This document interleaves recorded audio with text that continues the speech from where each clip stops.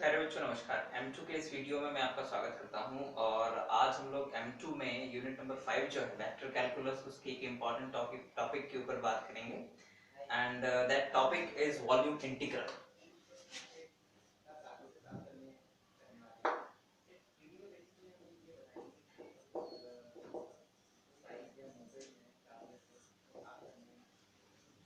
Right now what is the volume integral students. पहले इस चीज को समझने की जरूरत है। होता यह है कि एक कमरा है, एक माचिस का डब्बा ले लीजिए आप। माचिस का डब्बा एक वॉल्यूम है एक्चुअल में, जिसमें कि 6 सरफेसेस होती हैं। नाउ जब किसी भी फंक्शन f को, चाहे वो 2 वेरिएबल हो 3 वेरिएबल हो, को हम उस वॉल्यूम के ऊपर इंटीग्रेट करते हैं तो that is called volume integral. उसी तरह से अगर किसी भी फंक्शन को मान लीजिए, थोड़ा और बड़ा कर लें हम लोग, किसी भी ऐसे वॉल्यूम पर इंटीग्रेट किया जाए जो कि चारों ओर से बंधा हुआ हो। अब वो कुछ भी हो सकता है। मान लीजिए कि स्फीयर है, आप एक स्फीयर पर भी किसी फंक्शन को इंटीग्रेट कर सकते हैं, तो वो भी वॉल्यूम इंटीग्रल है। इसे वॉल्यूम इंटीग्रेशन इसलिए कहा जाता है बिकॉज हम इसमें किसी फंक्शन को एक वॉल्यूम पर इंटीग्रेट कर रहे होते हैं। अब क्वेश्चन ये अराइज होता है कि जब हम किसी फंक्शन को किसी वॉल्यूम पर इंटीग्रेट कर रहे होते हैं तो वो जो रिजल्ट आता है वो एक्चुअल में होता क्या है। जब हम लोग M1 में थे स्टूडेंट्स, तो M1 में हम लोगों ने ट्रिपल इंटीग्रेशन पढ़ा था और ट्रिपल इंटीग्रेशन में हम लोग किसी 3 वेरिएबल फंक्शन को किसी वॉल्यूम पर इंटीग्रेट करते थे और वहां पर उस वॉल्यूम इंटीग्रेशन का जो रिजल्ट आता था ना एक्चुअल में स्टूडेंट्स, वो मास होता था। अब क्वेश्चन ये राइज होता है कि वो किसका मास होता था। तो जवाब ये है कि जिस वॉल्यूम पर आप इंटीग्रेट करते हो उस वॉल्यूम में जो भी मैटर होता है, जो भी पार्टिकल्स होते हैं, उनका जो डेंसिटी होता है, उस डेंसिटी से जब उस वॉल्यूम का मल्टीप्लाई हो जाता है तो you will get the mass. और उस वॉल्यूम के हर एक पॉइंट पर जो 3 वेरिएबल फंक्शन है वो एक तरह से डेंसिटी फंक्शन की तरह बिहेव करता है और डेंसिटी और वॉल्यूम का मल्टीप्लाई होने से मास मिल जाता है। तो जो थर्ड ट्रिपल इंटीग्रेशन है उससे हमें हमेशा बॉडी का मास मिलेगा, करेक्ट, उस वॉल्यूम का मास मिलेगा। लेकिन अगर हम 3 वेरिएबल फंक्शन कांस्टेंट ले लेते हैं तो we will get the volume 3 times या whatever volume multiply by that constant. और अगर यूनिटी है 3 वेरिएबल फंक्शन की वैल्यू तो हमें उस वॉल्यूम की वैल्यू मिल जाती है जिसके ऊपर हम इंटीग्रेशन कर रहे हैं। तो आइए सबसे पहले जरा देखें डेफिनेशन। कैलकुलस में, वेक्टर कैलकुलस में वॉल्यूम इंटीग्रेशन क्या है। Let f is equals to f1i, f2j, f3k, right? f3k be a vector point function, be a vector point function, be a vector point function, and let v be the volume, v be the volume, then volume integration, then volume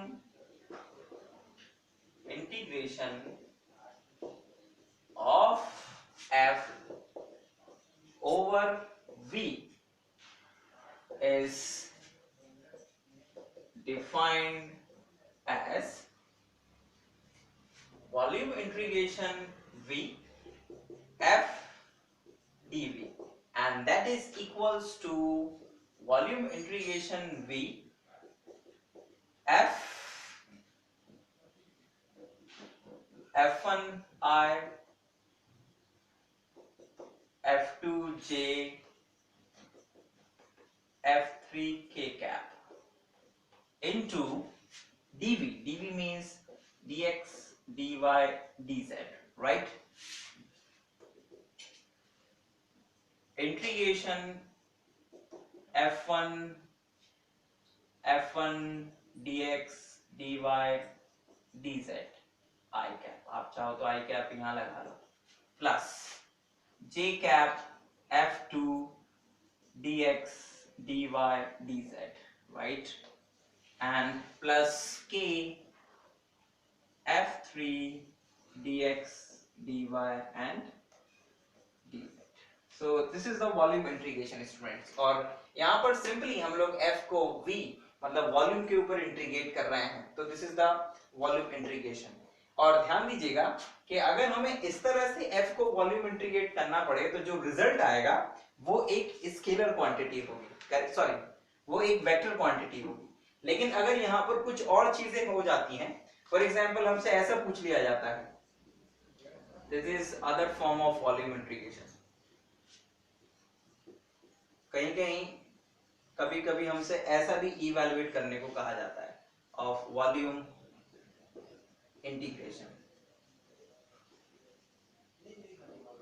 it is कभी कभी ऐसा भी कर लिया जाता है v and divergence of f dv, जहां पर f आपको गिवन रहेगा और v आपको गिवन रहेगा, करेक्ट। नाउ v आपको हमेशा दिया रहेगा कि v एक्चुअल में है क्या, और v वॉल्यूम जो होता है वो किसी भी सरफेस से बाउंडेड हो सकता है। तो 2 से 3 सरफेस या ज्यादा भी सरफेस हो सकती हैं जिनसे मिलकर वॉल्यूम बन सकता है। तो उसके लिए हिंट आपको हमेशा क्वेश्चन में गिवन रहेगा और उसी हिंट को आपको पहचानना है, बिकॉज जो वॉल्यूम है उस वॉल्यूम को जब तक आप सोच नहीं पाएंगे, देख नहीं पाएंगे, इमेजिन नहीं कर पाएंगे, तब तक आप वॉल्यूम इंटीग्रेशन में XYZ की लिमिट्स नहीं निकाल पाएंगे। और वॉल्यूम इंटीग्रेशन में सबसे इंपॉर्टेंट लिमिट्स निकालना ही होता है, ठीक है। तो आइए जरा एक क्वेश्चन लेते हैं और उससे वॉल्यूम इंटीग्रेशन को समझने की कोशिश करते हैं। मैं यहाँ पे फिर से ये बात दोहराना चाहूंगा कि वॉल्यूम इंटीग्रेशन के लिए ट्रिपल इंटीग्रेशन आना जरूरी है, लिमिट्स की समझ होना जरूरी है, और किसी भी फंक्शन को प्रैक्टिकली, ग्राफिकली, 3D में इमेजिन करना आना जरूरी है स्टूडेंट्स, तो वॉल्यूम इंटीग्रेशन समझने में आसानी होती है। आइए एक क्वेश्चन है students,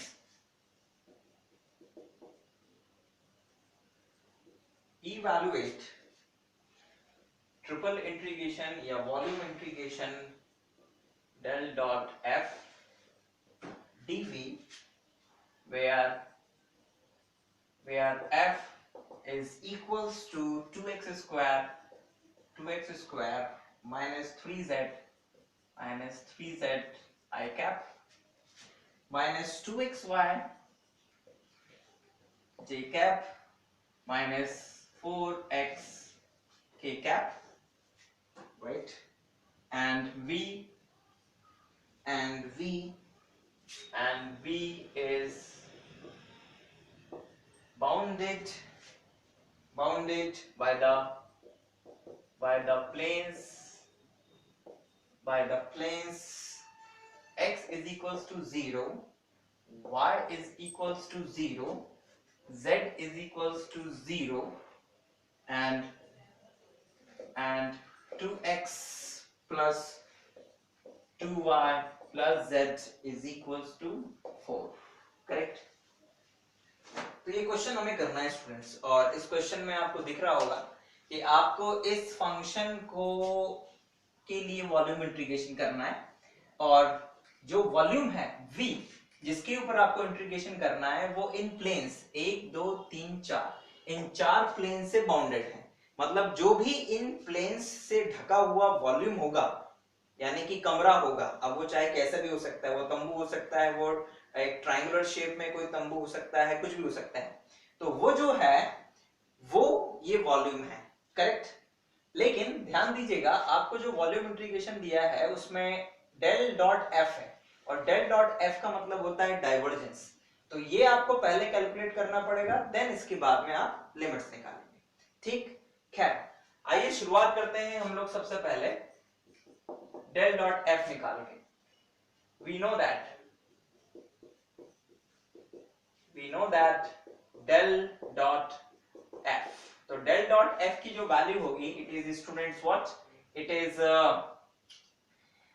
del by del x of what, of 2x square minus 3z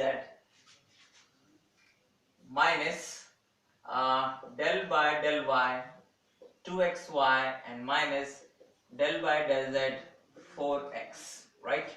तो ये डाइवर्जेंस आप जानते हैं, डॉट प्रोडक्ट होता है डेल डॉट एफ में, तो f का डेल बाय सॉरी f1 का x के रिस्पेक्ट में, f2 का y के रिस्पेक्ट में और f3 का z के रिस्पेक्ट में पार्शियल डिफरेंशिएशन हो जाएगा। और यहाँ पर हमें जो वैल्यू है वो मिल जाएगी, it is 4x, it is minus 2x and it is minus 0, correct. ये 0 हो जाएगा बिकॉज z है और यहाँ पर केवल आपको 2x मिल जाएगा and that is equals to 2x, यानी कि del dot f की जो वैल्यू है स्टूडेंट्स वो हमारे पास आई है 2x, correct.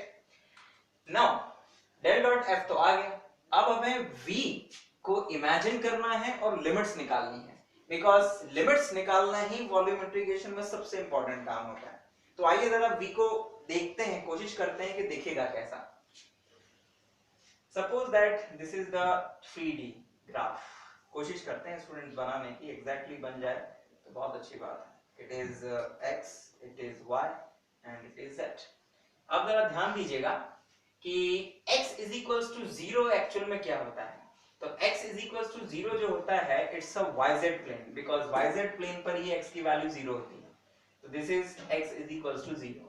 Now y is equals to 0 का मतलब होता है xz प्लेन, बिकॉज यहाँ पर y की वैल्यू 0 होती है, और z इज इक्वल्स टू 0 का मतलब होता है xy प्लेन। तो ये xy प्लेन मतलब ये तीन प्लेन है ना, एक कमरे की तीन दीवारें एक तरह से। एंड नाउ लास्ट है 2x plus 2y plus z is equals to 4। तो इस प्लेन को ड्रॉ करने के लिए हम लोग पहले इसके x एक्सिस पे, y एक्सिस पे और z एक्सिस पे इंटरसेक्शन देखते हैं। तो x एक्सिस पे इसका इंटरसेक्शन निकालने के लिए yz 0 रख देंगे, तो x की वैल्यू आ जाएगी 2, मतलब ये x एक्सिस को 2 0 0 पर इंटरसेक्ट करता है, राइट। इसको नाम दे देते हैं a। y एक्सिस को भी ये 0 0 2 0, इसको नाम दे देते हैं b पर इंटरसेक्ट करता है, और z एक्सिस को 4 पे। And suppose that this is 0 0 4 and this is point c। तो दिस इज द प्लेन, इन तीनों पॉइंट से होकर जो प्लेन जाएगा वो 2x plus 2y एंड वो 4 plus z, this is the plane. And ध्यान दीजिएगा एक्चुअल में ये जो कोऑर्डिनेट प्लेन्स हैं yz plane, xy plane and xz plane, उन प्लेन्स को ये जो प्लेन है ये काटता हुआ आगे भी निकल जाता है, लेकिन जब yz प्लेन को ये जो प्लेन है 2x plus 2y plus z is equals to 4 जब काटेगा तो एक लाइन बनेगी, और उस लाइन की इक्वेशन होगी स्टूडेंट्स yz पर। तो उस लाइन की इक्वेशन होगी 2y plus z is equals to 4, 2y plus z is equals to 4।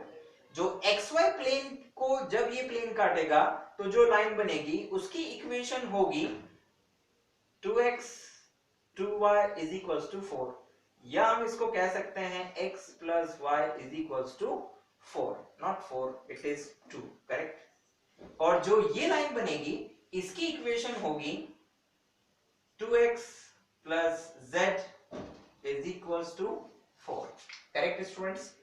तो ये हो गई हमारे पास उन तीनों लाइंस की इक्वेशन जो कि इन प्लेन्स से कटने के बाद बनेगी। अब क्वेश्चन ये अराइज होता है स्टूडेंट्स कि अब हम जो लिमिट्स हैं वो कैसे निकालें, क्योंकि हम वॉल्यूम को तो देख पा रहे हैं, इन तीनों प्लेन, चारों प्लेन से जो बंधा हुआ है अंदर वाला एरिया वो वॉल्यूम है। अब how we find the limits. तो जब हम किसी वॉल्यूम की लिमिट्स लेते हैं तो उस लिमिट्स को लेने का तरीका होता है, शुरुआत हम तीन तरीकों से कर सकते हैं। कैसे?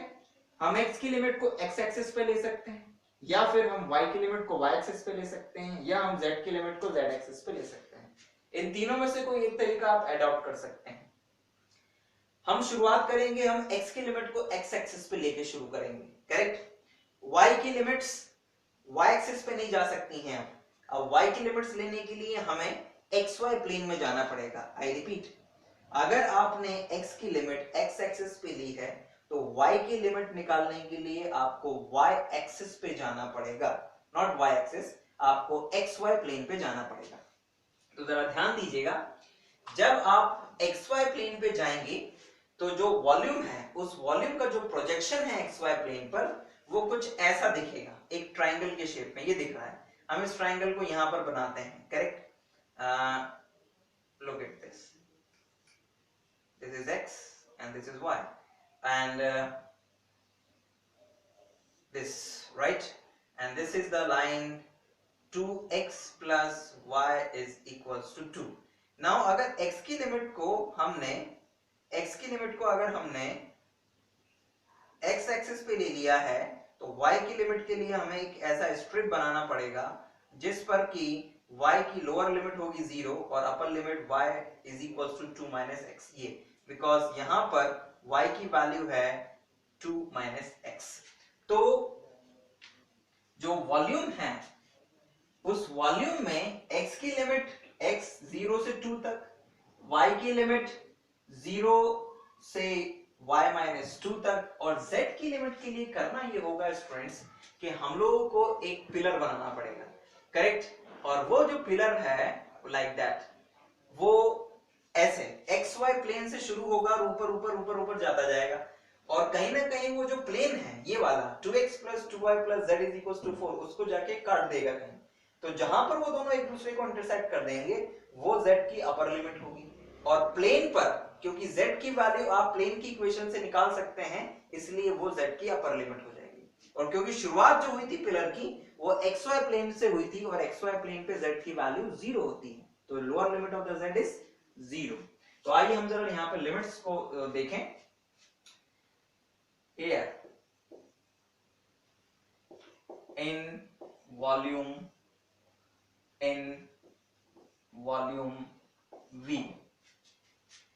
limits of x is equals to 0 to x is equals to 2, right? ये लिमिट्स हो गई किसकी? x की। लिमिट्स ऑफ y, तो ये हो गई y is equals to 0 to y is equals to 2 minus x। ध्यान दीजिएगा, ये लिमिट्स निकालने के लिए हम xy प्लेन पे गए थे, करेक्ट? y की लिमिट निकालने के लिए, और z की लिमिट निकालने के लिए हम लोगों ने जो वॉल्यूम था उस वॉल्यूम में z एक्सिस के पैरेलल एक पिलर बनाया जो कि xy प्लेन से शुरू हुआ था और जो मेन प्लेन था हमारा उसको जाके उसने टच किया था। तो लिमिट्स ऑफ z जो हैं वो आई हैं z is equals to 0 to z is equals to 4 minus 2x minus 2y, correct? तो these are the limits of the volume integral, ठीक? और मैं यहाँ पे फिर ये चीज कहना चाहूंगा, don't try to remember these limits according to the question, always try to understand the volume, try to understand the imagination of volume और फिर लिमिट निकालने का तरीका। जो वॉल्यूम होता है उस वॉल्यूम में x की लिमिट को x एक्सिस पे, y की लिमिट को xy प्लेन पर स्ट्रिप बना के देखा जाता है और z की लिमिट के लिए वॉल्यूम में z एक्सिस के पैरेलल एक पिलर बना दिया जाता है और उस पिलर का जो बॉटम होता है जो xy प्लेन से शुरू होगा इस पर्टिकुलर क्वेश्चन में, वहां पर z की वैल्यू और जहां पर वो ऊपर जाके खत्म होगा वहां पर z की वैल्यू। इस तरह से हम लोग निकालते हैं अपर लिमिट ऑफ z। तो हमारे पास बच्चों ये लिमिट्स भी आ गई हैं। नाउ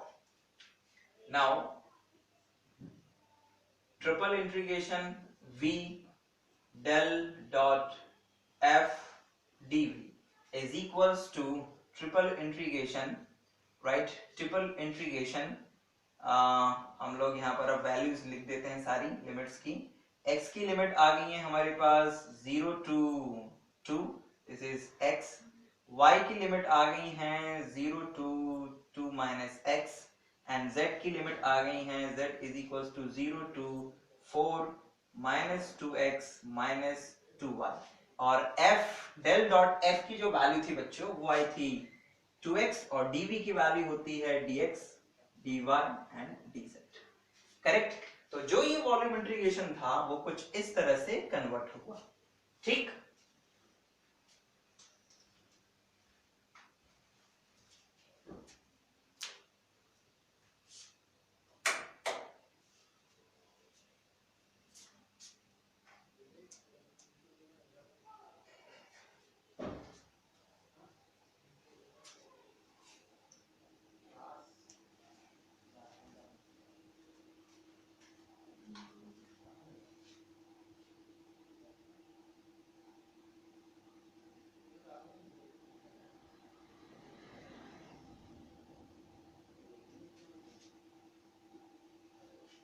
ये एक पिलर बनाने की मैंने कोशिश करी है z एक्सिस के पैरेलल, करेक्ट, जहां पर बॉटम पर z की जो वैल्यू है, यहाँ पर z की वैल्यू है 0 और यहाँ पर जो z की वैल्यू है वो वैल्यू इस प्लेन की इक्वेशन से निकली है, z is equals to 2x not 2x 4 minus 2x minus 2y, correct. तो ये z की वैल्यू यहाँ से निकाली हमने। नाउ अब लिमिट्स लाने के बाद में स्टूडेंट्स अब आइए जरा इंटीग्रेट करते हैं।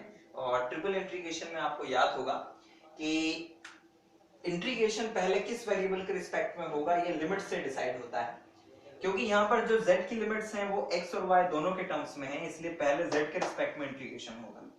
और y की लिमिट क्योंकि x के टर्म्स में है, उसके बाद y के टर्म्स में, y के रिस्पेक्ट में होगा। और क्योंकि x की लिमिट कांस्टेंट्स हैं, इसलिए x के रिस्पेक्ट में सबसे आखिरी में होगा। तो आइए जरा इसको इंटीग्रेट करना शुरू करें। हम लोग जब z के रिस्पेक्ट में इंटीग्रेट करेंगे स्टूडेंट्स, तो यहाँ पर z है नहीं, तो हमें केवल फाइनली जो वैल्यू मिलेगी वो कुछ इस तरह से 0 to 2 0 to 2 minus x integration z is equals to 0 to 4 minus 2x minus 2y dz dx dy। और जब इंटीग्रेशन करेंगे तो इट z और अपर लिमिट पे हमें यही मिलेगा, लोअर लिमिट पे तो 0।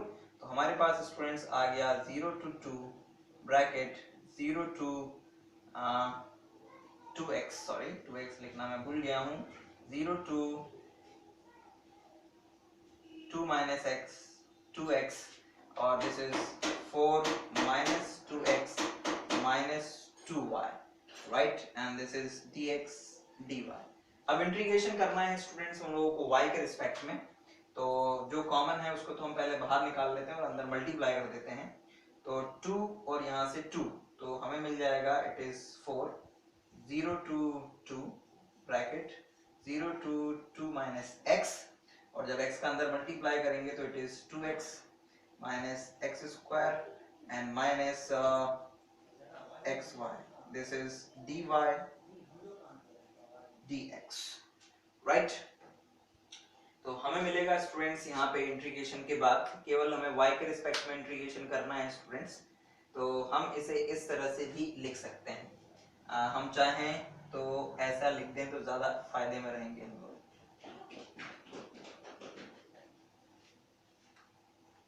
This is 2x minus x square and minus xy, ये लाइक दैट। इससे आसानी होगी बिकॉज इसके साथ कोई टर्म्स है नहीं है y वाला, इसके साथ है, तो यहाँ हम अलग ही यहाँ पे y लिख देंगे, करेक्ट स्टूडेंट्स। तो आइए जरा आप देखें हमें क्या मिलेगा। 4 0 to 2 और जब इंटीग्रेशन करेंगे स्टूडेंट्स तो हमें मिल जाएगा it's 2x minus x square into y and minus x y square upon 2 and limit 0 to 2, right, 2 minus x 0 to 2 minus x और ये आखिरी में dx and that is equals to 4 integration 0 to 2। यहाँ पर आप जब अपर लिमिट और lower limit लगाएंगे स्टूडेंट्स तो आपको मिलेगा, यहाँ से अगर x को बाहर रखें तो it's 2 minus x and it's also 2 minus x minus x upon 2 and this is 2 minus x whole square, right students। so this is dx। now अब हमें इंटीग्रेट करना है, correct, with respect to what, with respect to x। But integrate करने से पहले हम लोग इसे थोड़ा सिंप्लीफाई कर लेते हैं ताकि हम लोगों को आसानी, ठीक। तो सिंप्लीफाई करेंगे तो हमें मिलेगा 4 0 to 2 ब्रैकेट, इसे अलग ही कर लेते हैं स्टूडेंट्स। तो ये तो बन जाएगा student 2 minus x whole square, तो it is what, it is 4 minus 4x and plus x square, right, and x का अंदर मल्टीप्लाई होगा, yes yes yes yes yes, ये दोनों लगभग एक जैसी चीजें दिख रही हैं स्टूडेंट्स। तो एक काम कर सकते हैं अपन लोग, यहाँ पर काम ये कर सकते हैं कि this is also x into 2 minus x whole square, and this is also x into 2 minus x whole square upon 2. और यहाँ से अगर हम x 2 minus x whole square common ले लें तो it is 1 minus 1 by 2. तो ये 1 minus 1 by 2 means this is also 1 by 2. तो it is x by 2 2 minus x whole square, right? और इस 1 by 2 को तो हम लोग बाहर ले जाएंगे और इसकी वैल्यू हो जाएगी x 4 minus 4x plus x square, यानी कि it is 1 by 2 4x minus 4x square plus x cube, right? तो हम लोग चलिए आइए अब जरा इसका इस्तेमाल करें। तो 1 by 2 को तो हम लोग लिख देते हैं बाहर, ये 1 by 2 बाहर चला गया और हमें मिल गया है 4x minus 4x square and plus x cube and dx। तो ये तो 2, और जब इंटीग्रेशन करेंगे student with respect to x तो we get 4x square upon 2 minus 4x cube by 3 plus x raised to the power 4 upon 4, limit 0 to 2, and we get 2। जब limits लगाएंगे students तो it's 2 into 2 square, ये 2 से 2 cancel, 2 और ये 2 square minus 4 by 3, यहाँ पर आएगा 2 का cube and plus 2 raised to the power 4, this is 2 raised to the power 4 upon 4। तो जब इसे सॉल्व करेंगे स्टूडेंट्स तो it's 2, this is 4, 8 minus this is 8, 8 4s are 32, 832 upon 3 and plus it is 16, so it is 4, so this is 4 or 8 12 and 12 minus 32 upon 3, तो 12 दिया 36, तो ये 36 minus 32 upon 3 यानी कि 4/3, और 4/3 तो ये 2 into 4 by 3, तो it's 8 by 3। So this is the answer of that problem, correct? I hope कि ये प्रॉब्लम आपको समझ में आया होगा। इसमें जो मेन चीज ध्यान रखने वाली थी वो थी कि आप ये ध्यान रखें कि आप वॉल्यूम को इमेजिन कर पाएं और उसकी लिमिट्स निकाल पाएं स्टूडेंट्स, ठीक? तो स्टूडेंट्स हम जल्दी अपने नेक्स्ट वीडियो में आपके सामने होंगे, और अब हम लोग जो अपना नेक्स्ट वीडियो है उसमें बात करेंगे Green's theorem, Stokes theorem and divergence theorem के ऊपर। लेकिन इससे पहले मैं आपसे आपको ये बताना चाहूंगा कि आप प्लीज इससे पहले अपना line integration, surface integration and volume integration इसे अच्छे से कंप्लीट कर लें, because this is very very important, क्योंकि ये तीनों थ्योरम्स बहुत आसानी से समझ में आ जाती हैं अगर line integration, surface integration and volume integration के सारे कंसेप्ट क्लियर हो, करेक्ट? तो आई होप आप जल्द से जल्द इसे कर लेंगे ताकि आप अगले जो थ्योरम्स हैं उन्हें आसानी से समझ पाए। अगर इनमें कोई आपको प्रॉब्लम होती है स्टूडेंट्स तो आप हमें कॉल कर सकते हैं, हाइप पे मैसेज कर सकते हैं, मेल कर सकते हैं। हम कोशिश करेंगे आपकी ज्यादा से ज्यादा प्रॉब्लम्स को सॉर्ट आउट करने की, और आपके सजेशंस का भी हमें बेसब्री से इंतजार रहेगा। तो thank you very much for watching this video.